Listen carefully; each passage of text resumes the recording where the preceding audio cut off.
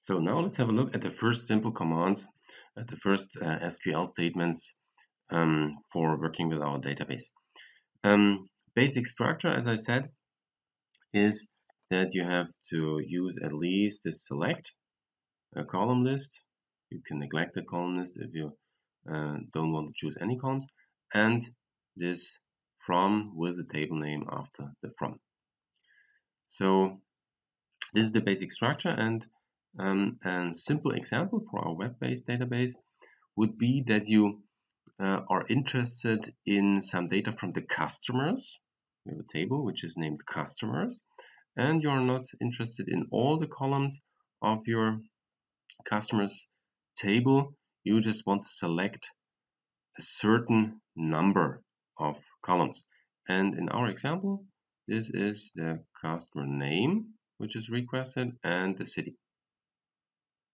So if we now have the result or the intended result in our mind, we should see in front of our eyes a table with two columns only. The first column is the customer name column, and the second column then would be the city column. And both columns are taken from the table customers. That's what this command, the statement, select customer name, city from customers tells us. And we will try to apply that now to our online database.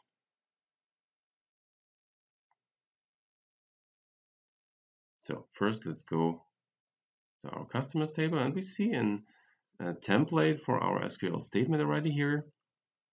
And we just input the customer name, and I said city from customers. So this is the SQL command we want to execute here in our database, and we just click the run SQL, and then we get the result immediately. And that's what you can see here, the result, customer name and city as two columns. And we have two columns with all the data from our table, all data which is in our customers table.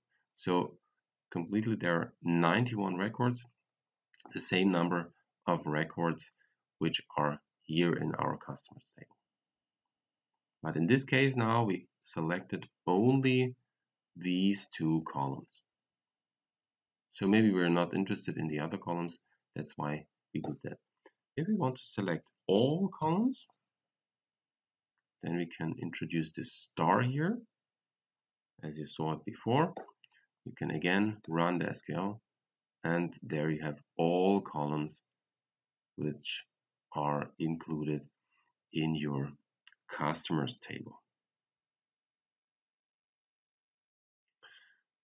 So this is the first example, and the next one is this star. I talked about that, and the star delivers all the columns. Then there's one special thing you can make with the column names or with the table names. You can use this kind of alias in the most databases. And alias means that you somehow reformat your column name, which you actually have in your table, to some other name. So for example, if you have a column name, SPA name here, SPA name here might be a column name, and you want to show this column name as a different column name in your result, then you can use this as XYZ, as XYZ. And then you will get in your result not the original SPA name as the column name, you will get the XYZ as the column name. In some databases, you write it with this as. In some other databases, you might neglect this as, and you might just write the other column name which you wish in your result. The same what you do with the column name, you can do with the table name. You can also use an alias in the table name, like shown here, either with this as term or without this as term. Depends on the database language. We can again try that in our SQL statement of our online database. We just put in here, select customer name as name from customers. We run the SQL command, and then you see that in your result you will not see customer name anymore.